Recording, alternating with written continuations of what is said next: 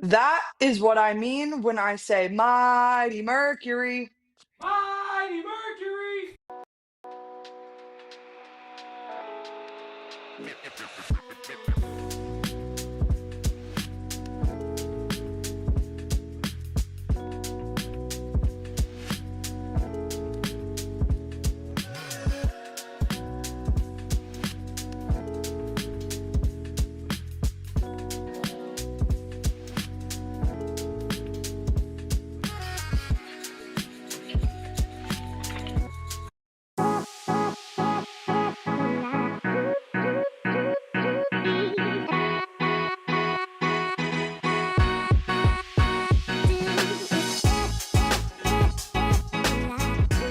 What is up, PHNX Mercury family, or as we so lovingly nicknamed you, what is it?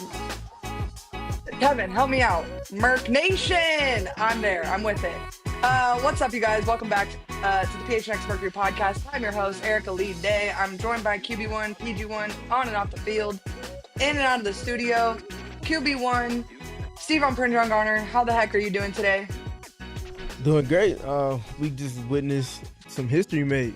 One of the best comebacks in WNBA playoff history. For a team that needed it, and when they need it most, they find a way to get exactly what it is that they need. So, looking forward to today's show. How you doing? This was a huge victory. I mean, going into halftime, it was a tough feeling for Mercury fans. I think all probably similarly alike. We all were probably feeling a little bit defeated, but the Mercury came out, and I told my roommate, I said, all they need is to make the deficit 8 by the fourth quarter. And if they can get it down to an 8-point deficit, this game is far from over.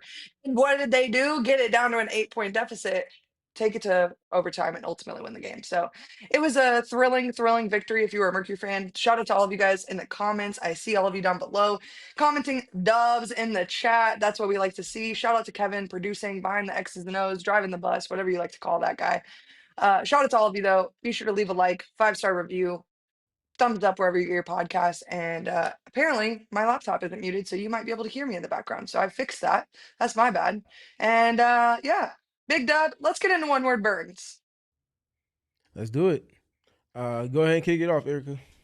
Mine was resilient. A lot of people, including myself, thought the game was over. They did not. They took it to halftime, figured it out, made the adjustments necessary, and dug deep to get it one of the grittiest wins you'll see all season. It was a win that they had to. It was a team victory. Everyone fought for it alike.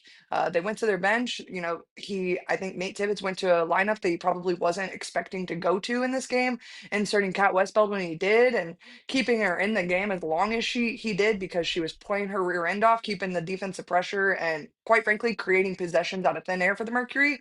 That's what you like to see from your sporting cast in this type of environment. So, yeah, that was my word, resilient. You can probably come up with 1,000 words to describe today's game and why it makes sense for the way that this game went, the way that it was played. There was two for me. Blue collar, one that I mention all the time, was very much that. The first half was not it. The last three quarters certainly were comprehensively.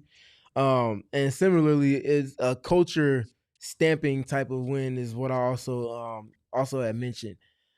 This is a team that said a lot about them is always about them. The energy they bring, when they bring it the way that they need to in respect to each game, they don't feel like they'll lose to anybody. And they meant the anybody part.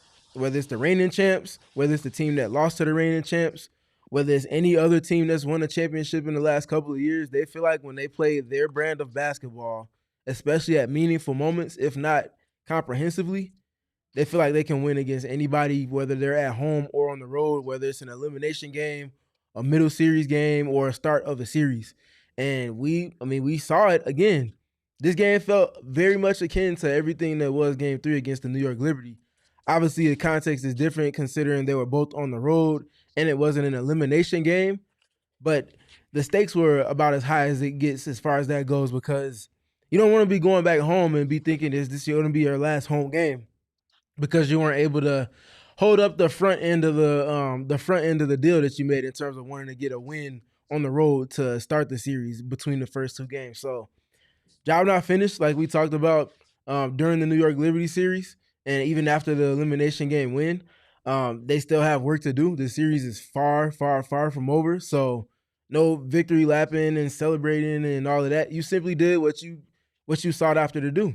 You wanted to get one of two. You did that, and now you get to go home and you get to play in front of the best home court advantage in the W.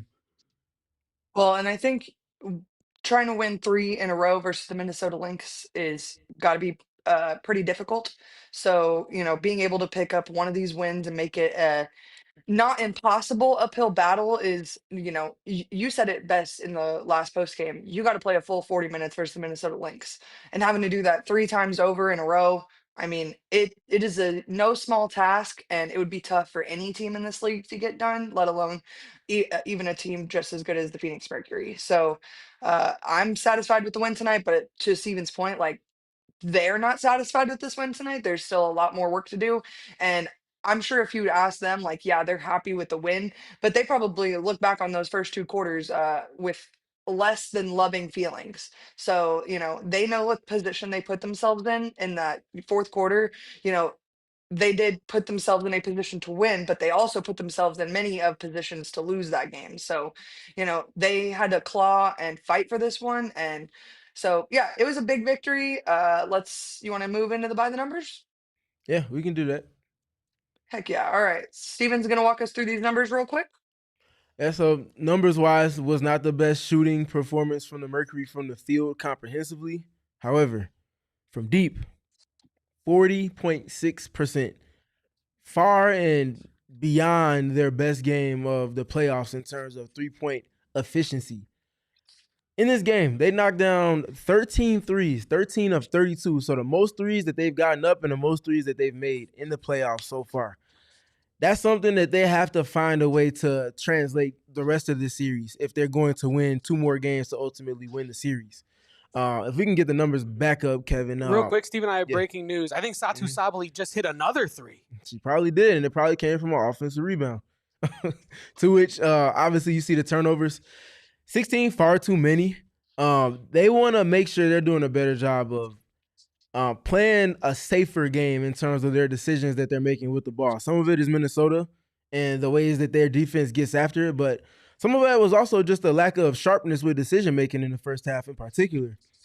When they cleaned it up in the second half, the game flipped its script and they started forcing turnovers because they weren't the ones that were taking the ball out the net, and they were able to get active with their defense. And to that point, 18 turnovers for the Minnesota Lynx. The Mercury have I'll get to that after we get done. 37 in rebounds, tying that. That's very, very important. We have other numbers on that as well. And then the last one, the stocks, steals and blocks combined. Or steals for the Mercury and then blocks for the Lynx. You looking at that number, that's a lot of activity from the 2 best defenses in the entire WNBA. And that's the terms that this game was played on. The team that played the best defense when it mattered most was the one that got the win. And again, back to my one-word burn, the blue collar. That was it. That was very much this game from both teams. Phoenix's blue collar was a little bit bluer than Minnesota's in the second half, though. Well, and like you think about specific plays that you can just name off the top of your head, this Satou Sabally volleyball of the inbound pass back to Bridget Carlton, like that type of stuff is the blue collarness that you're talking about.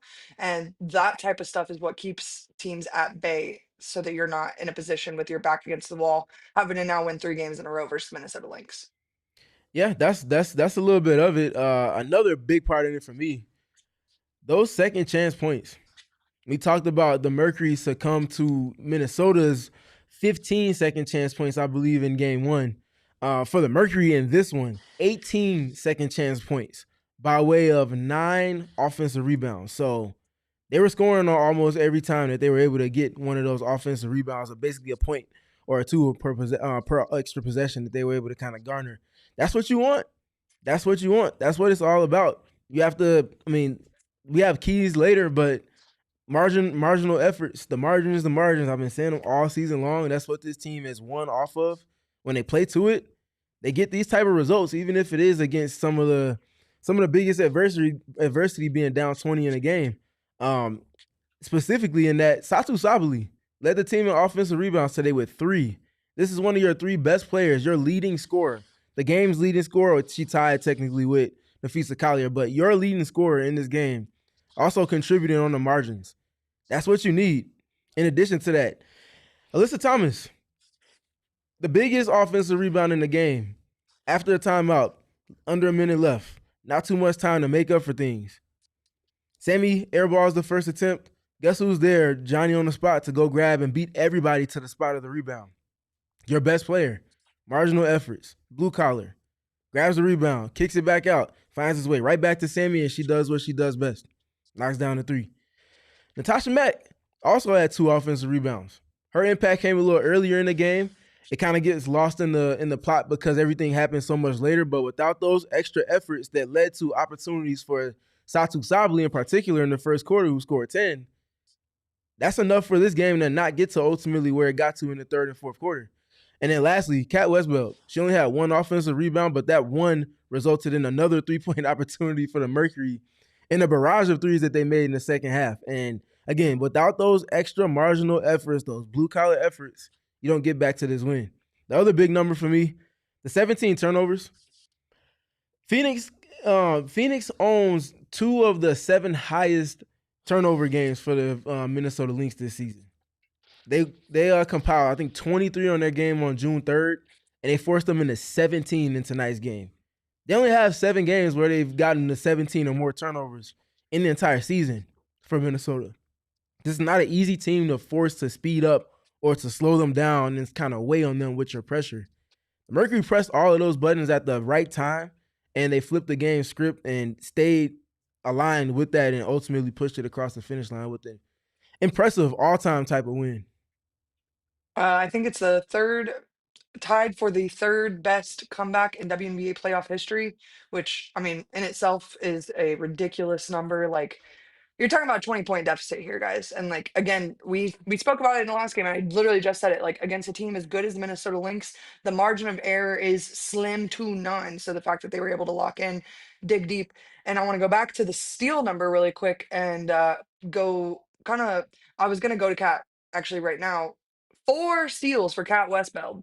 That's, if my math is correct, that's 23% of their overall steals. Like, that's, or overall steals and blocks even. Like, that's a ridiculous number. And so, her, in the similar sense to how and again, I'm gonna Klundikova was the difference maker in game 1 for the Minnesota Lynx. Kat Westbeld was a similar difference maker in game 2 for the Phoenix Mercury. That's what she does. She makes winning plays. I feel like I sound like a broken record sometimes, but she simply just makes winning plays. She finds ways to have impact on the game whenever she's given minutes. And she typically does it at a crucial moment to increase the lead, to help with a comeback, or to make a game-deciding type of play. We've seen it all season long. She gets inserted into the starting lineup impromptu, unscripted. Natasha Mack goes down with injury. Everybody's like, oh my God, it's going to have to be Alyssa Thomas at the 5 for 40 minutes. No, it's not. Kat Westbeld, more than ready, always ready, and providing impact. You need good screens, knock down threes off of those. She can do that. Offensive rebounds, you got it. Switch out on the guards. Defensive rebounds and boxing out, showing help around the rim in a timely, impactful manner so that a person that's driving from the perimeter doesn't get up a clean shot on goal or just completely looks away from the rim because of the aggression for her late switch, or just showing help around the rim. Those little things are they matter. I don't think I can find a better adjective than that. They just simply matter in the timing with which that they happen. She's a player that might see more minutes going into game 3, and I think they would be more than earned considering what she did in tonight's game. Specifically, she only played a 5-minute stretch in the third quarter. Just a 5-minute stretch. And in that 5-minute stretch, what was it? She scored 8 points. 8 points, 2 steals, and 1 rebound in a 5-minute stretch in the third quarter. You don't get to winning championships and advancing in the playoffs without your role players stepping up to this extent. Arguably the most important 5 minutes of the game, arguably. Granted, the last 10 minutes are what they are, but you don't get in that position without those 5 minutes from Kat Westbeld. So it was an absolutely impeccable performance from her. And to Steven's point, like, the always stay ready of it all, like, that's not easy to sit on the bench all game long and be I complain all game long about it being freezing cold in the arena. I can't imagine it's any different for those athletes being freezing cold down there, and then you come in and have to play Nafisa Collier, Bridget Carlton, the defensive player of the year in Atlanta Smith. Like this is a tall task, and she comes in ready to go and ready to shoot her shot. And something about this team that I want to bring attention to, like the culture piece of it all is very important, but that goes back to this thing that like they really trust each other to keep shooting the ball even if it's not going in the hoop. And I think when you're at this point in the season, like you have to have that trust. And all the commentators were talking about it in the first half about how connected the Minnesota Lynx were. And unfortunately, like the shots weren't falling for the Phoenix Mercury, but you can say the exact same thing about the Phoenix Mercury and their connectivity based off of alone how many passes, and we're gonna get to the player of the game and all of that here in a little bit, but 13 assists from Alyssa Thomas. Like you don't get to these numbers without her trusting her teammates to put the ball in the net. So, a fantastic team win from all 8 of the players that played tonight. You could we could probably sit here and talk for 10 minutes about how every single player down the lineup made a difference. And that's why when we talked about, or when you all asked about, will other players be added to the rotation, I just don't see too much of a need for it.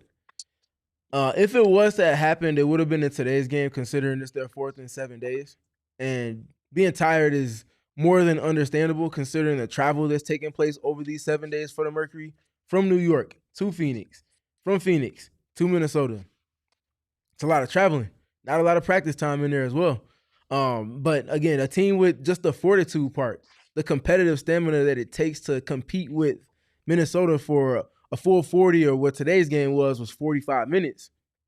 You don't get to that point without these kind of role players being able to step up in the ways that they did. And hats off to the entire team, coaching staff included. There were adjustments made. We'll get to those in a little bit, but this is very much a culture stamping type of win. They've bragged about their culture when it's been appropriate across the season.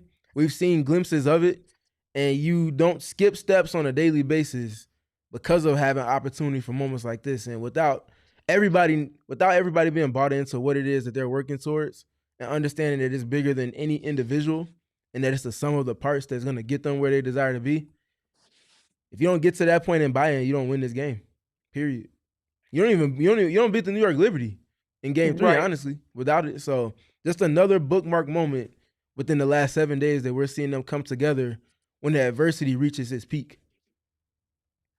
We're gonna get to the player of the game here in just a short minute, but we've just been informed via the comments from Mr. Rob that during Game 4 there's supposed to be a Jonas Brothers concert, and so I'm gonna need them to release how we're figuring that out immediately. Stat, like I don't want to be at a different arena, so I'm gonna need them to release something to tell us what we're doing. If there's gonna be a Jonas Brothers performance at halftime, like figure it out now because it's obviously going to 4. Like no one can win a 5-game series when it's tied going into game 3. So nonetheless, we better figure that out. But I want to get to our X factor of tonight's game. I'll say real quick, if the Jonas Brothers performing at halftime for game 4, then Mercury needs to make sure that that's a closeout game for them.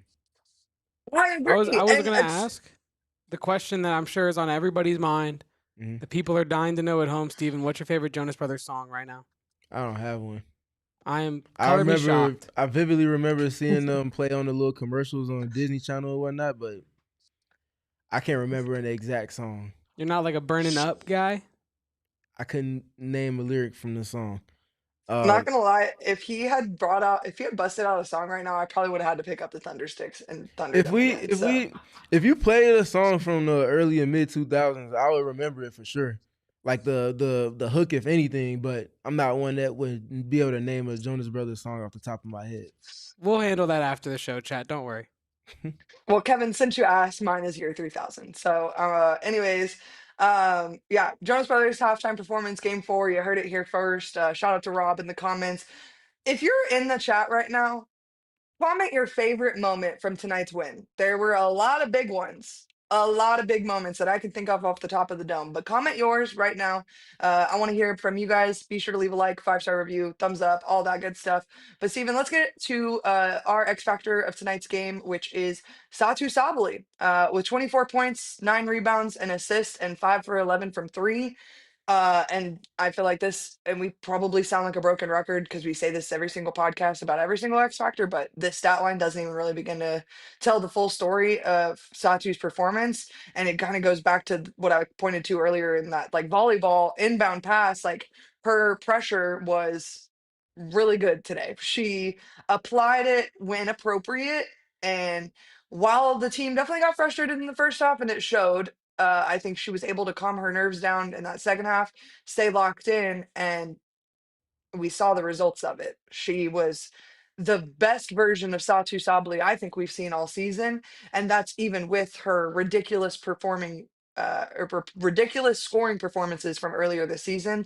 I think that this was still one of, if not the best Satou Sabally performance we've seen all season. No, this is certainly her best performance of the season, considering again the timing of the game, the team they're going up against, the demand on her production on both ends of the floor in this series against this particular opponent. All of these reasons are why she was my X factor coming into the series. There is a precedent set on her to produce on both ends of the floor. It's not a one-on-one matchup, but because you have a player that's one of the defensive player of the years in the last 2 years in Nafisa Collier, and another top 3 MVP finish for her, and Alyssa Thomas, who was equally right in that exact same realm of player. Those players oftentimes are going to kind of cancel each other out with their impact. So now it's about who's going to step up as far as that second best player on each respective team. Game 1, it was Courtney Williams, 23 points, got everything she wanted in pick and roll. They played the game on her terms in terms of how she played when she had the ball in pick and roll in game 1. First half of game 2 was a whole lot of the same script that we saw in the second half of game 1 with Courtney Williams leading the dance, if you will. It gets to a point where Satou and the Mercury say, all right, enough is enough. Satou's defense shifts from what it was in the first half, which was not good enough, to the second half, which was all WNBA caliber style of defense with the activity that she was playing with. Didn't have a steal to show for it. Multiple deflections, multiple good timely rotations, multiple good switches off the ball to keep their shell intact, to kick out a matchup so that the Lynx don't have a mismatch to go towards. Just her being aware on defense and her activity was everything. I think she also did a better job in the second half as well of her shot selection and finding shots that she knew she was going to make. She had 11 points in the fourth quarter, for crying out loud. 11 points in the fourth quarter. 10 in the first, 11 in the fourth. That's what you want from your second best player, especially someone that can score in a multitude of ways that Satou can. And past just the scoring, 9 rebounds. This is another game where she was one of the team's best rebounders and one of the game's best rebounders. These are the kind of moments that we're speaking to with Satou, where this is the demand that's placed on her for the rest of the playoffs, honestly. They need her to be a second or first best player in the entire game for multiple stretches, and for multiple stretches of tonight's game, she was certainly that. Yeah. And even the shots that didn't go in, like to our previous points in the last 2 podcasts, like they were good shots. So, you will take that from your best player all every night, ending in Y.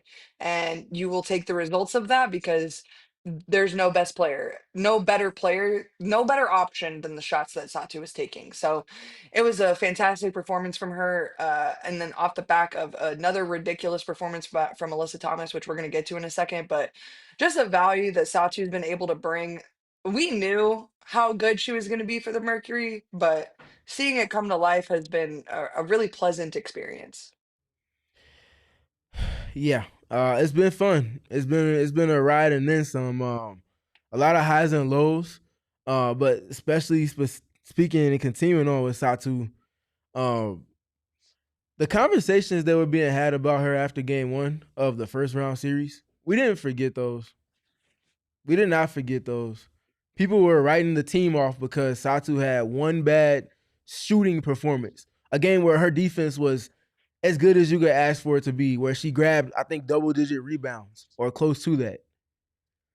There's other ways to impact the game outside of scoring, but they need her to take the shots that she's shown to take, but also take the shots that the team creates. Because if you're only playing with 8 players, there's only but so many shots that can be doled around. And when it's moving around the way that it does when Alyssa's playing to her playmaking strength, Satou's open for opportunities a lot.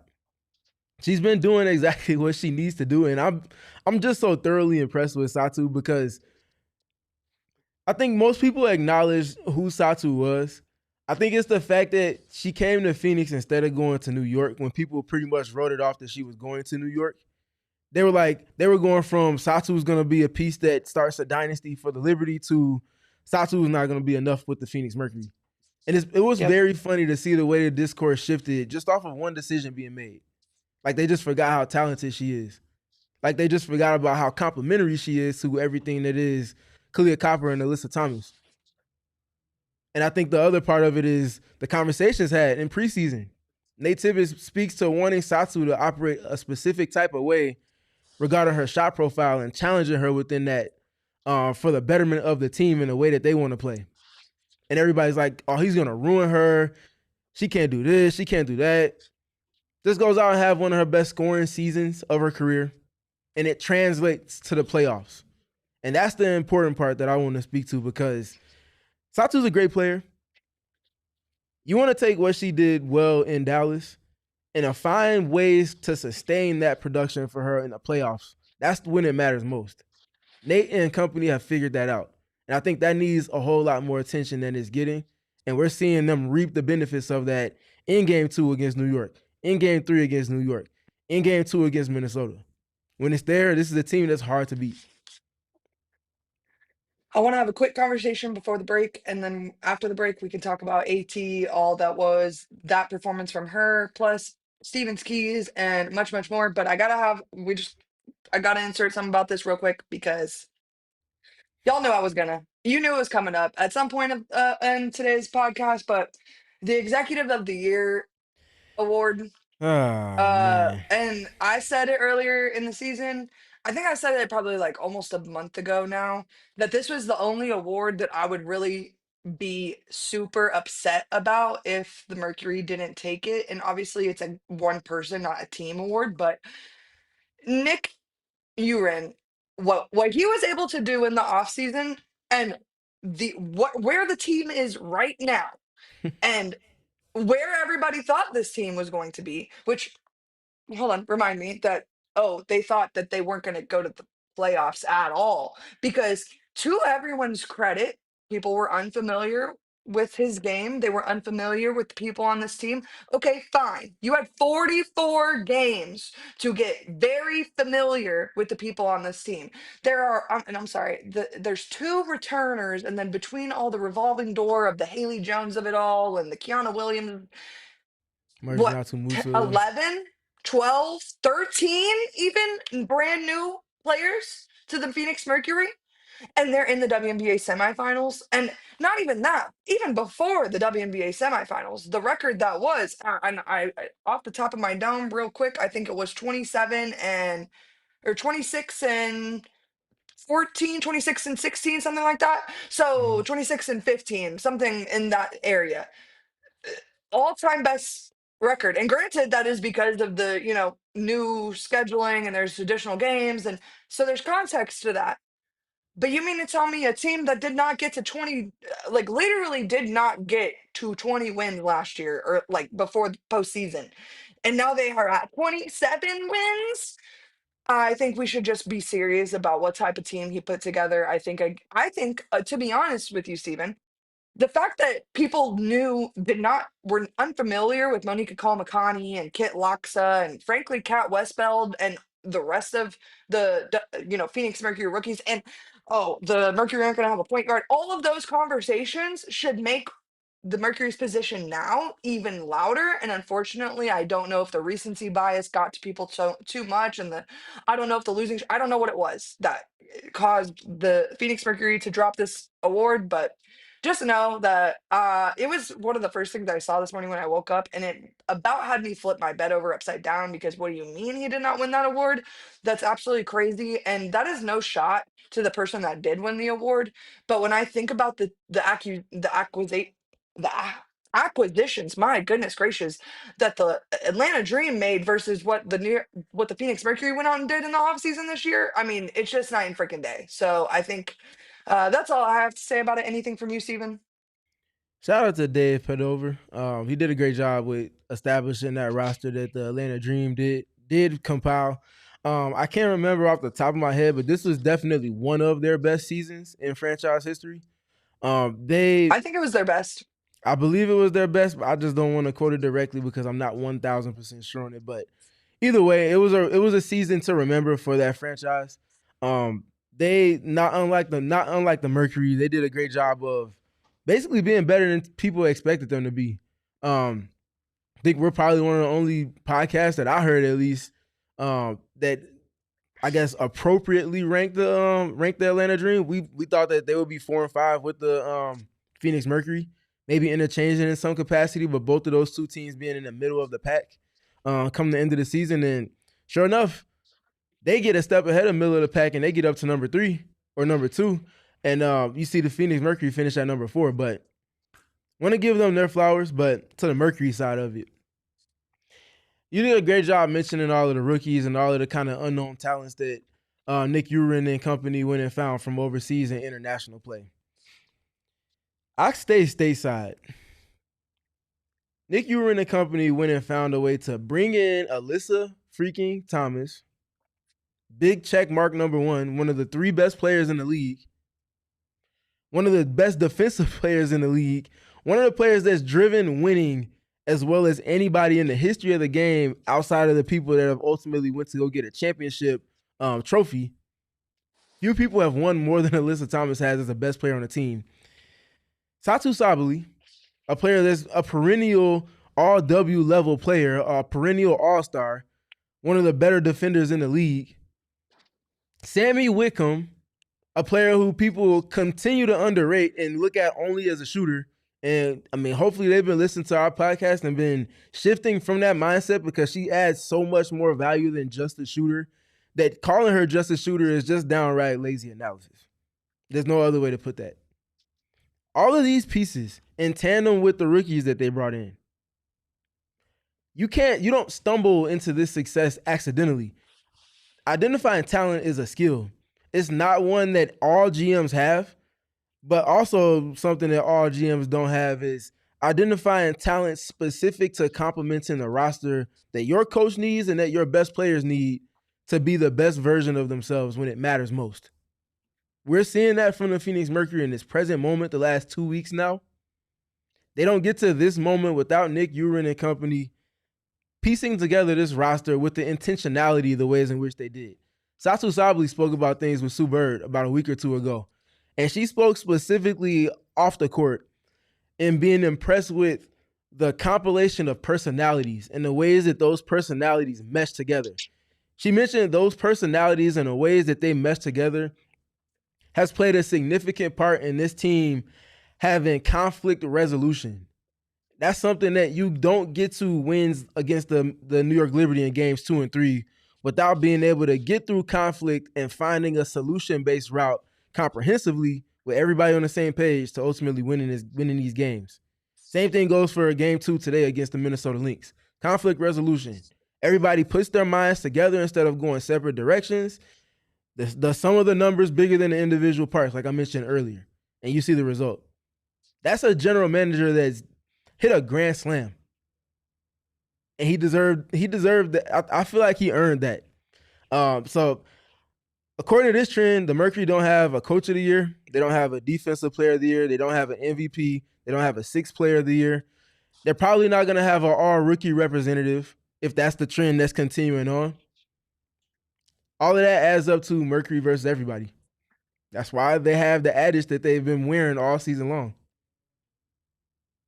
One last thing, we had that entire conversation and didn't even mention the fact that he went out and got Dawn Bonner in the literal middle of the Yeah. freaking season. So Yeah. yeah, it was just an award that I feel like was his to lose. And I felt like the Mercury was snubbed a little bit, and the Mercury are going to be snubbed across the board. But that was one that I was like, oh, for sure, this will be this is a lock. Like no way. But unfortunately, this was one of those times that Erica was wrong. Didn't love it, but we move. Like Steven said, Mercury versus everybody, and the team will move as well. So we're going to get to Alyssa Thomas, Steven's keys, and a quick preview for game 3 after this quick break here on the PHNX Mercury podcast.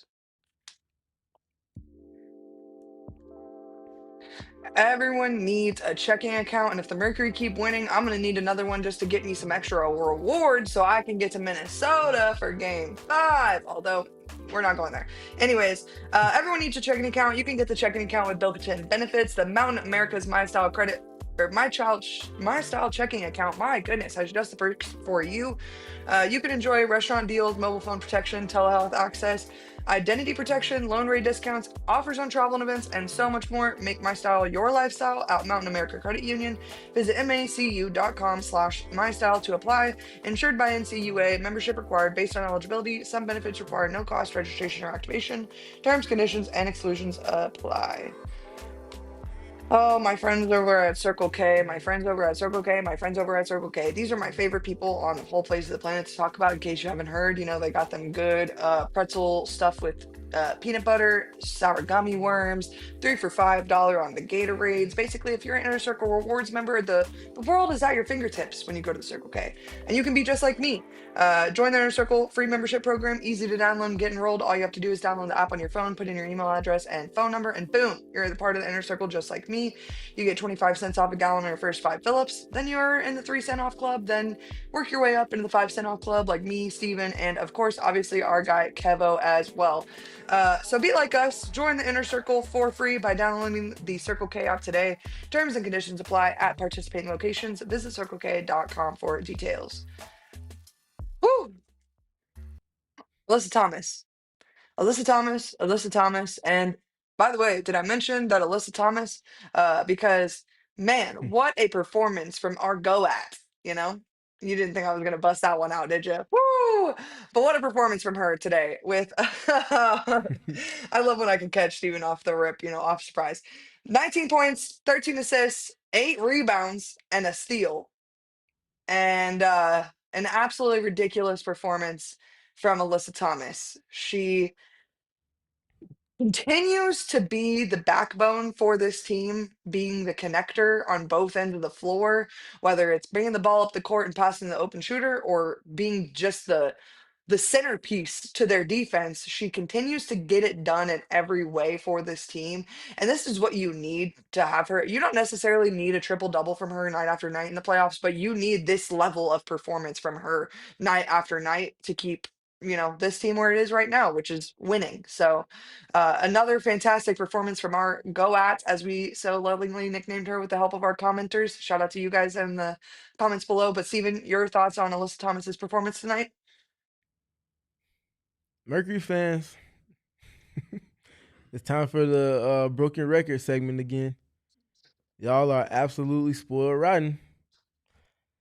Absolutely spoiled. To go from all of the all-time great playoff exploits of the one and only Diana Taurasi to not even one season separating Diana's exit to bringing in Alyssa Thomas and enjoying second round after impressive regular season with all-time great type of performances individually and comprehensively. Y'all are spoiled. Please appreciate this moment. I just got done messaging it in the chat. This is not what most franchises get to go through.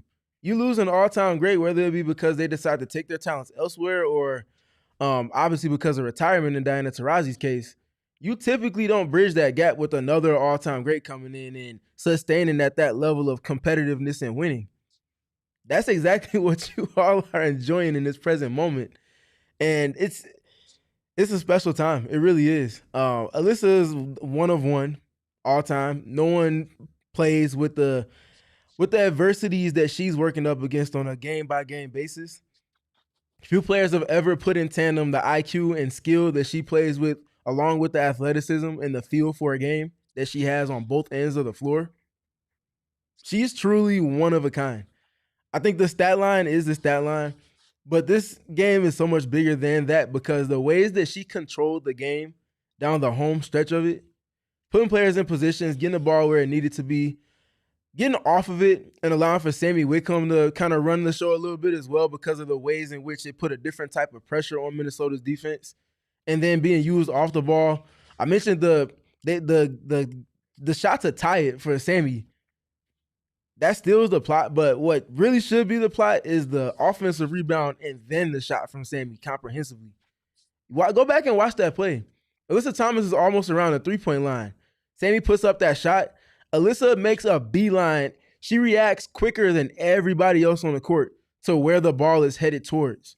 We've mentioned this so many times this season that her rebounding prowess extremely underrated because of how great she is as a leader and a floor general and a playmaker. Her rebounding prowess is on complete display there, all-time great type of display. Beats everybody to the spot, not just beats everybody to the spot to secure the possession, but also gets off of it quickly so that the advantage that's created off of the offensive rebound is what it is when it ultimately gets from DeWanna Bonner to Sammy Whitcomb. And then from that point, Sammy does what she does. Pump fake on the flyby, gets an open opportunity, fading to the right a little bit, cash. That's all coming from Alyssa Thomas. But we are not doing a service to AT and the greatness of today's game without starting it with the defensive end of the floor. Because everything that she did, special. Going out, being able to switch, which we'll get to in a little bit. Going out and being able to, again, grab rebounds, putting players in positions, demanding more from her teammates, knowing that she can get more from them, but that she has to spearhead that by doing more herself. That's greatness. That's leadership. All of those things that people want to see out of a best player, Alyssa wears those qualities on a minute-by-minute basis, honestly. And then I'll follow all of that up with 7 points in overtime. 7 of the team's 10 points.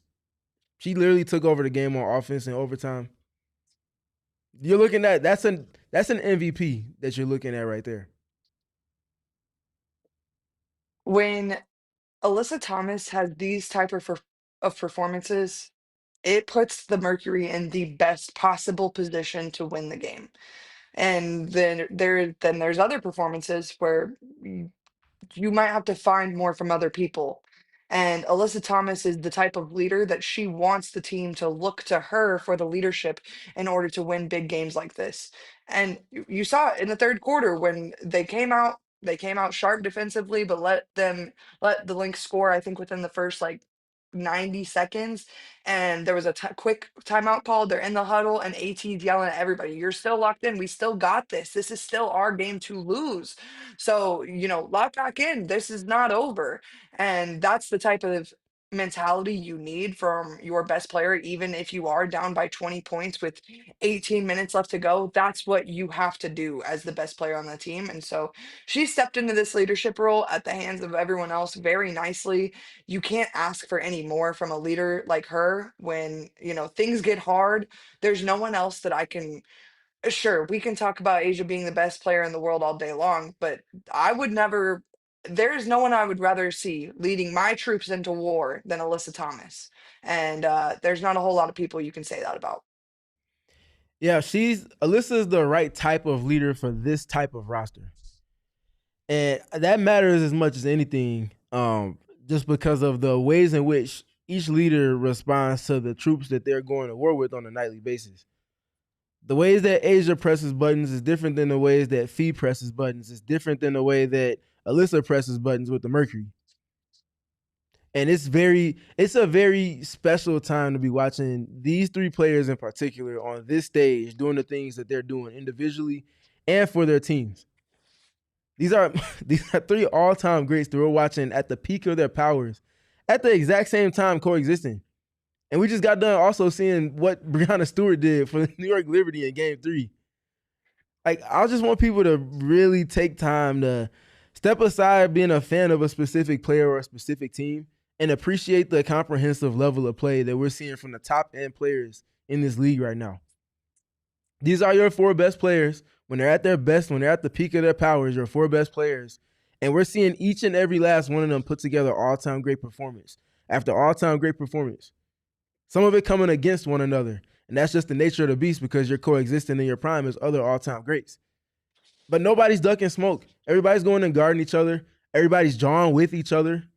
This is fun. This is what it's all about. If you really love basketball, put gender aside. If you really love basketball, there's no way you don't get excited about these games and the ways that these players are playing, the approach, the magnitude of the games, the all-time performances that I keep harping on.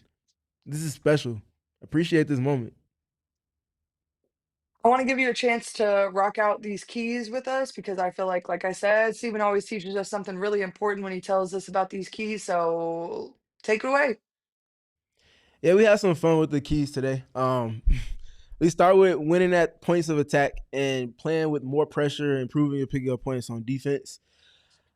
Start with that one, Kevin. We can go ahead and get to the tweaks here, and then we'll kind of get to the other two keys a little bit later.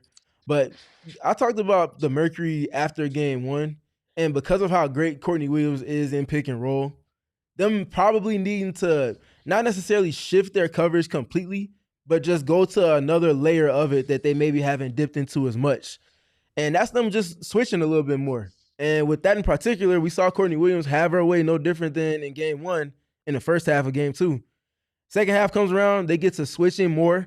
They get to Alyssa Thomas usually is the one that's guarding Nafisa Collier, so she's just switching with Monica Kormakani or Sammy Whitcomb. And then behind that is Satou Sabally being able to kind of take away that switch that took place onto Nafisa Collier and kind of undo that mismatch so that they keep their defensive shell intact and they don't give the Minnesota Lynx something to kind of lean into and poke at. That's very important because if Courtney Williams can't comfortably turn corners and pick and roll and get to her kill spots, the midi pull up around the elbow or sometimes even just inside of the three-point line, if not outright getting a paint touch that leads to a layup for her or opportunity for a kick out that puts the Mercury in rotation, if the Mercury don't have to rotate as much because they're able to guard their yard and not have to play with so much activity outside of the ball by switching a little bit more, I question what is the counter for Minnesota, because that's one of their main advantage creation pieces. That's their X factor right there in Courtney Williams. You get so caught up in everything that is Nafisa Collier and Kayla McBride that you forget about Courtney Williams, and all of a sudden it's crunch time or it's a crucial moment, and you're seeing Courtney with the pink hair elevating for that midi pull-up, two dribble midi pull-up, reject the screen, get a paint touch, fade away midi to the right. And those are backbreakers. You take that kind of piece off the board, or you at least stagnate the rhythm of her getting to those shots, and that she has to ultimately deal with Alyssa, and then Fee has to deal with Satou as she kicks out switches for whoever the guard is that was switched on us onto Nafisa in that action. That's hard to deal with. And I think that's a hat tip to the coaching staff. I asked Nate about that post game, and he immediately gave credit to the players. He said that it's something that they discussed, and they were trying to figure out the timing with which they should go to switching a little bit more. And they felt like at halftime it was a conversation that came out the break, and he said the players decided that they brought it to his attention that now is the time to press that button. We don't want to wait until later in this game. They want to go and do it now. They went and did it in the second half. It flipped the script of the game. Courtney Williams wasn't nearly as comfortable or as impactful with her decision-making as she was in the first 4 to 6 quarters of the series. That's the adjustments. People want to talk about adjusting. People want to talk about Nate and company not being up to the task for whatever reason. And then I see them go out and do this, and I'm just trying to figure out, like, what exactly are we watching right now? Are we watching the same game? We're watching a team that's making adjustments. They're doing the things they need to do to shrink the margins and give themselves opportunity to play to their strengths. That's what that was in this game. They don't get to this win without switching more against Courtney Williams and having the activity that they did. And then key number 2, if you can get that one up, Kevin, looking specifically at the margins again. And we talked about those a little bit with by the numbers, but the Mercury won the second chance battle. They won that one 18-10. They were just behind in fast break points in terms of the unscripted points. Minnesota at 16, Phoenix at 14.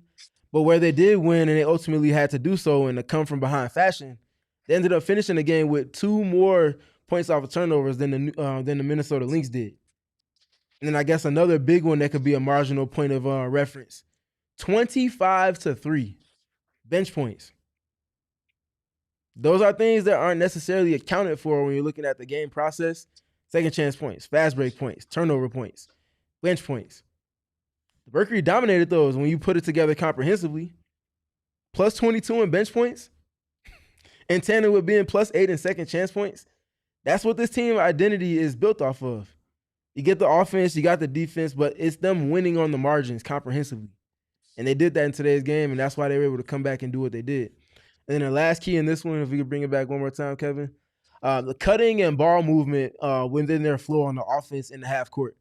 Minnesota's a team that is great defensively, switching, activity. Nafisa Collier, defensive player of the year last year. This year, it's Alyssa Smith, co-defensive player of the year.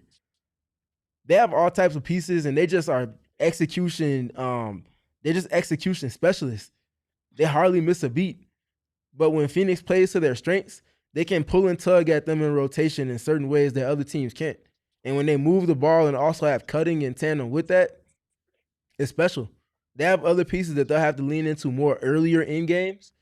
We saw a little bit of those things in the second half. But generally speaking, they just have to do these things better comprehensively. I think it's now a point where they are starting to identify their routes to success in this series. Now it's about doing it for a full 40 so that you don't have to come back and do so in a historic type of feat. I want to go back to the first key, actually, the point of attack Mhm. defense. And we've talked about it on the flip side all season long about how much more difficult, Monica Cole-McConney makes it for an offense to get into their sets. And then they have to go to their second or third option. It just makes it a lot harder for teams to get into offensive rhythm. How much more difficult did the Mercury make it for the Lynx tonight by doing what they did, and how can they continue to carry that out through either just this next game, or is this something that they can continue for the next 3 games? It's something they have to continue for however long the rest of their playoff lives are going to be without flatlining. Because again, the identity of the team is defense, and it's not just defense and staying in front of their matchups, but doing so with a certain type of pressure and activity that forces turnovers, speeds teams up, or slows teams down, and makes them kind of play uncomfortable, not in a rhythm, having to play in the late in the shot clock. And you have to lean on your tough shots and having to do that a little bit more often, more frequently than you typically would want to. That's when they're at their best. And that's when they, in turn, allow for the defense to set the table for their offense. And now it's Alyssa Thomas' bun bouncing in the wind in transition, Satou knocking down transition threes, AT getting to the free throw line, all of that fun stuff. It's a sequencing, it's a feel, it's a force that they play with defensively. And it's a test of their will right now because this is a team that plays equally as good defense in a unique manner from the way in which you go about it. So whose will is going to be felt more over the course of these games? Starting with the defensive end. First half, it was certainly Minnesota's. Second half, including overtime, it was certainly Phoenix's. Now it's about doing that more often than the Minnesota Lynx do. And that's in tandem with the margins. The margins are outside of second chance points specific to the defensive end of the floor. And they did a great job with kind of addressing those in today's game. They're going to have to lean into that switching that they did in the second half more. They did a really good job of not conceding opportunity to rollers or opportunity to the shooters outside of the primary action when they were getting into these kind of triple switch scenarios. And they were very sharp with it. They had a direct response and a direct counter or adjustment, if you will. And they did so with a timing and a force that Minnesota really didn't have enough time to kind of adjust to that. So now I'm curious to see what that's going to look like going into game 3. That's a pivotal one. I feel like the winner of that game is probably going to go and win the series, whether it be the very next game or ultimately getting to 5. And Phoenix is going to have to kind of lean into everything that they found in terms of gathering data over the course of the first half of game 1 and the second half of game 2. If it's not a comprehensive performance, it's not a win. Nate's a numbers guy after all. Are we ready to preview game 3 a little bit? Let's do it. Perfect. Oh, wait. One more time. Monica No Cole-McConney, worries. 7 points in the third quarter. She didn't score 3 straight points, but on the shots that she took, she scored on 3 consecutive shots that left her hand. Knocked down the 3, got to a couple middies. They need her to be better. She was better in the second half. That part is going to get lost in the plot because everything else was so loud. But without that 3 consecutive baskets made from her, they don't get to the point where they go on a 25-9 run from the 5-minute marker of Q3 to the 5-minute marker of the fourth quarter. So they need every bit of the offense that she can provide, and they need her to start making the shots that she's shown to make all season long. Yeah, that third quarter stretch from her was one of those moments that it felt like it was very timely. You wanted it sooner, of course, just honestly, if nothing else, for Mo's comfortability than for ours as fans. But I'm glad she got that opportunity because I know it's kind of been a rough series for her so far. So I'm glad that she got that because to our own points, broken record, rhythm players, they need that. So they need that confidence to bring it back to Phoenix. And I think that, when they can pick up a win like that, it makes them excited to come play game 3 versus, oh my gosh, now we have to go play game 3 when we could already be in Cancun if this was over. Like the flip side of the attitude that this win will bring is, cannot be undersold. So but on to game 3, I'm super excited. We bring it back to Phoenix on Friday. It's going to be a big game. If you don't have your tickets, what the heck are you doing? Go ahead and get them. Be in the arena. Meet us up at the Hornitos halftime. We're there every game. You should join us. For if this is your first game all season, I there wouldn't be a better game to choose than this one. So bring your rear end. I know the D-backs are in quite a situation as well. I don't think they're at home though, so I don't think we have to compete with the D-backs this weekend. So if you're a D-backs fan, bring your phone. You can watch the D-backs live just from the PHX Arena while you're cheering on the Mercury. So uh game 3 though. Let's get into it. Steven, how will your keys change from game 2 to game 3?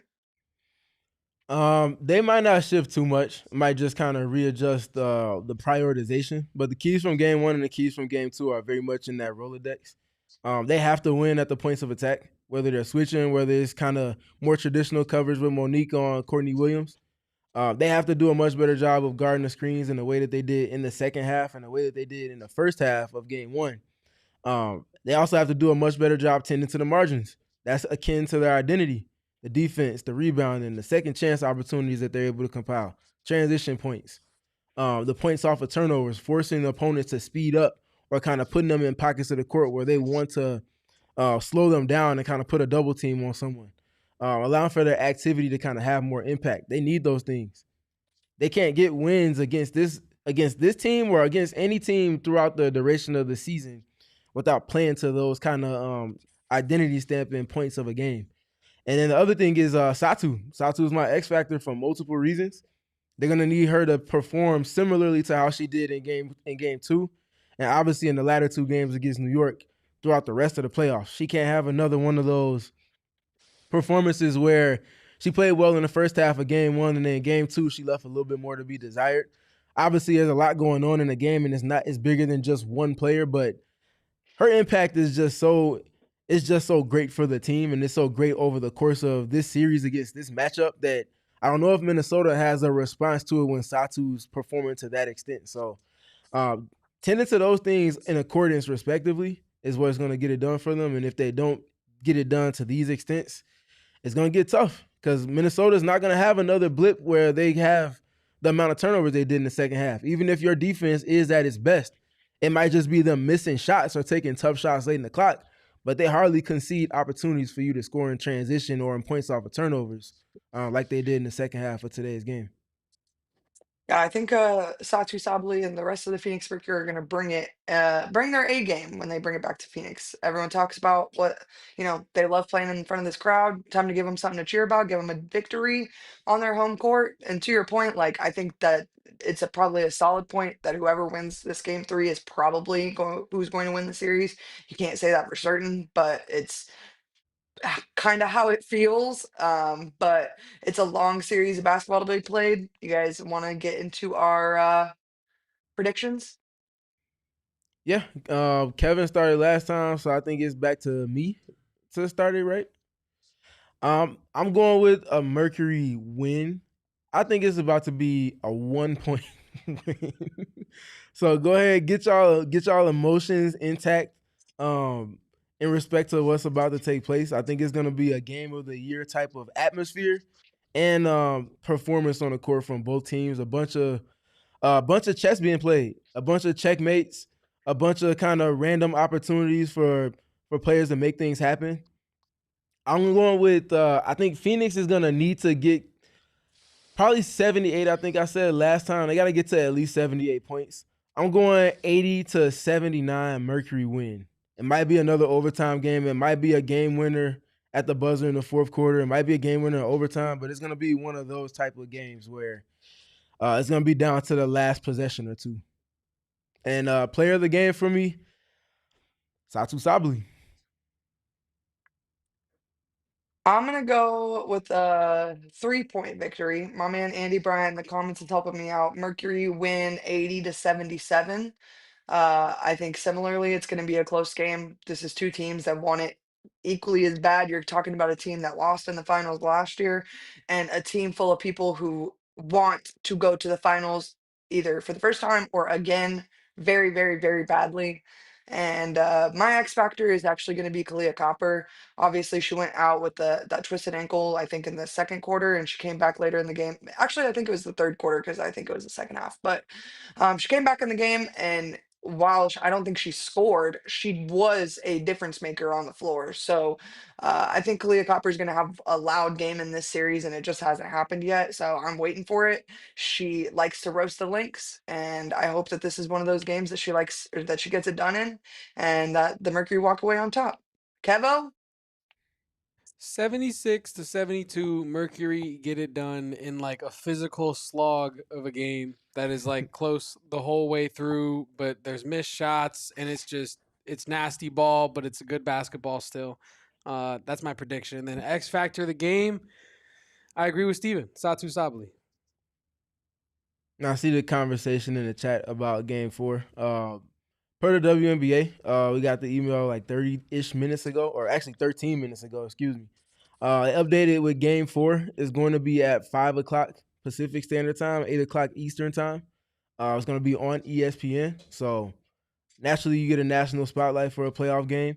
It's going to be a little earlier in the afternoon. So plan accordingly for that if you plan on being in Phoenix or at the arena for the game. And it's going to be the second game. The first game is going to be at, I think, 12 or 1 o'clock Pacific time. So it'll be a little bit of a gap between the first game between Indiana and Vegas and the Phoenix game. So get a chance to watch both. And let's enjoy this basketball. I don't know what's going on in the Aces game right now, but I Last I imagine checked, that game ugly numbers. is ugly. Uh-oh. Oh, yeah, I mean, it's 90-68. The over. game is Yeah. over. Yeah, the game is over. Pretty much what would be expected after game 1 for I Indiana. agree. So both teams, Yeah. both series going into game 3 tied. So Friday's gonna be huge. It's been The teams that win those games are probably the teams that are gonna be in the finals. my roommate and I were talking about this playoffs as a whole, and like even the other games, subtract the games that Phoenix has been a part of. All obviously those have been great games, but every game has been a good game. And there's parity. It's just been a tough playoffs. To if you're a fan of one team, it's exhausting to watch because you're going through the ringer. It's like this every. Mm-hmm. I don't know if you guys follow the ESPN like winner predictor, but that was wrong many a times tonight, and I'm sure it was wrong many a times during game one as plural as well. So it's just been an exciting time to be a WNBA fan, and it stinks that we have to wait like 7, 8 months. Like the off season is so long, but it's going to be an exciting off season, and Lord knows what's to come with the CBA renegotiations. So lots of fun conversations to be had surrounding the league. Looks like And you got one. Yep. that's the other thing too. Addressing the moment, we have 2 high level head coaching vacancies now between Seattle and obviously with the New York Liberty, as we got news of earlier today. You don't know who all is going to be around, player wise or coaching wise, going into next season. Things might look different significantly. It might be a good thing. It might be a negative thing, just the nature of the beast with the CBA. And I forgot the percentage of the league that's free agents going into this offseason, but you just don't know what the future holds as far as everything on the transaction side. So you have to take care of the moment. There's a sensational opportunity here for the Mercury. You just want to make sure you're addressing it accordingly because again, you just don't know what tomorrow holds. I the comment was there and now it's gone. But it looks like the Merc or AZ Sports has put out an article letting us know that the Jonas Brothers has been moved to a different venue for the Mercury playoff game. So shout out to PHX Arena or Mercury executives, whoever made that possible. I appreciate you. Above all else, did not want to be like the Valkyries having some game at the Desert Diamond Resorts and Casinos. And that's no shot at Desert Diamond Resorts and Casinos. No free ads, by the way. Sorry about that, Max. But, I just didn't. Desert, that's not even the correct arena name, but you guys understand what I'm saying. Like, I just didn't want to be at a different arena. So, Shout shout out to out them for making that happen. and shout out Matt Ishbia, because I imagine he put his foot down, his left foot and his right foot, and probably pointed like, "No, you gotta. That's not happening right now." That's the diff. That's I'm not gonna jump into that, but you have an owner that cares passionately about the team that he's investing in on both sides of basketball, not just one. I feel like you get some of these decisions to be made in some capacity. Matt, 1T, 2 feet down, Ishbia. Yep. 1T, 10 toes down. Bang. A lot of dollar signs. Don't forget about those. But it's been a great episode, a great team win. Hopefully another to come on following on Friday. Obviously, we're going to have you covered with more post-game shows as the playoffs continue. We're obviously destined to go to at least 4 games now, so you get to see at least 2 more post-games from our lovely faces. I hope it's going to be even more than that. Mercury just got to keep winning. That's it. Short and sweet. Um, Again, just make sure you're continuing to take time to step away from the game and just appreciate the level of basketball. This is very special. I feel like a kid watching these games and being able to talk with you all about it. Like quite honestly, this is the best time of year. Like a kid in Christmas holiday songs. The holiday songs for me is hearing the 4 Letter Network's music getting ready to start playing as they transition back to the game. So appreciate these moments. These are very special times. The best basketball being played right now. To back up Steven's Yep. point, I think like a lot of, sorry if you are one of these people in the chat, but I think a lot of old heads, when you talk about the NBA, which is a much older league, they kind of talk very nostalgically about like the 70s and the 80s and even the 90s, right? Mhm. And they're like, you should appreciate players like LeBron James because they don't come around every once in a while. So I, as a young person, feel very lucky to watch like Nafisa Collier, AT go at it in a playoff setting. AT, and I was telling this to Steven before the game, this is not like manufactured, jawing back and forth. This is like, no, I'm greater than you. No, I'm greater than you. And you're just going back and forth every play. So to Steven's point, this is special and we should appreciate it because it's the type of playoff series you're going to be talking about in 20 years when this league is super established and super popular and it has superstars left and right on every team. And it's getting there now. But this is like the foundational type of stuff that like you talk about years later. Yep, y'all said it better than I could have ever. Be sure to follow him on Twitter at Real quick StevenPG3. Oh too. no. I think the other point with Kevin that he's making, and you want to talk about the old head part of it. I hate to rehash the old, but Phoenix and Minnesota have a long, distinctive history of meeting each other at this particular time of year, with a chance to go to the finals on the line. It hasn't been in the Mercury's favor. This feels different this year for a few reasons, and I think this comeback win and the bookmark moment that it is adds to that. I think that context of the history and what preceded this moment just makes this series that much more compelling. So you go back to the history side, the nostalgia that Kevin brought up, that part of it being included with everything kind of building up to this moment. The Mercury have been a stubborn franchise for quite some time. Only a few franchises have more championship trophies than the Phoenix Mercury. And the one team that for sure does is a team that's kind of constantly been in their way. It's just been a collision course for many seasons, and this one has felt a whole lot like that. These moments matter, and I think all of that for the X Factor fans that have been around since the beginning of the league and throughout Diana Taurasi's career are going to bring that energy, and it's going to be stemming from having seen what happened prior to this moment and trying to help do their part in kind of reversing the course. X Factor, this is what you all are allowed it for. Pull up. This is like I said, there's no other game outside of this one that I would recommend you bring your rear into. If you haven't been to a game all season, this is the one. Book your ticket now. Get some pregame drinks at somewhere downtown. Make a time out of it. Have yourself a date. That's my dream date. And so give it to somebody else. I think it's a great thing to do. But you can follow all us on Twitter. You can follow him. Did I point it the right way? I sure did, man. Ooh, I'm getting good at this. Stephen PG3. You can follow our awesome producer at Kevo Post. And then you can follow me at Erica Lee Day. You can follow all three of us over at PHNX_Mercury. We're going to be cranking out some amazing content over the next couple days where I continue to put out witches curses and making sure that this team stays locked in for the dubs.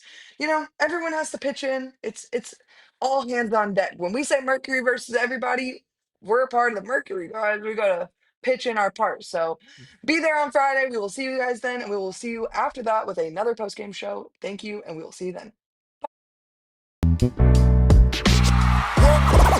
all silly like the mayor.